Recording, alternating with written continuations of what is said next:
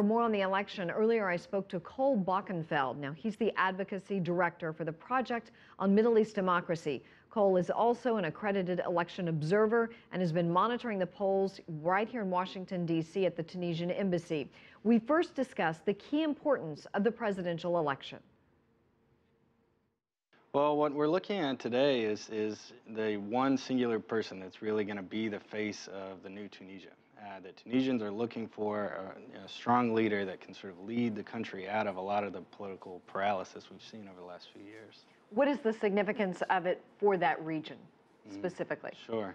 I mean, this is tremendous. I think out of the four countries that have gone through dramatic revolutions and transitions, three, Yemen, Egypt, and Libya, have largely sort of been derailed over the past few years. But Tunisia is the one place that's really showing slow and steady progress. And so if they can sort of complete this election cycle, put together a new government, that will be a huge step forward for them and for sort of the potential of these democratic transitions to succeed.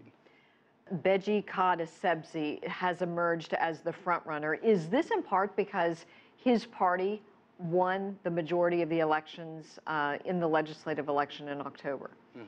Well, I think even before then he was seen as the real front runner, and that's partly because Ennahda didn't run a presidential candidate themselves, which would have sort of been the largest challenge to him and his party. So in the absence of a real strong opponent, he really has emerged as that strong. The Islamist Party has ruled for the last 2 years after the revolution, obviously. What kind of impact have they made up to this point?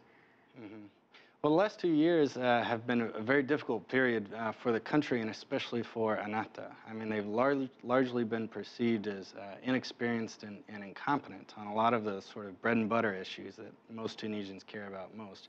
And they've really been punished in the polls recently, mostly because of that.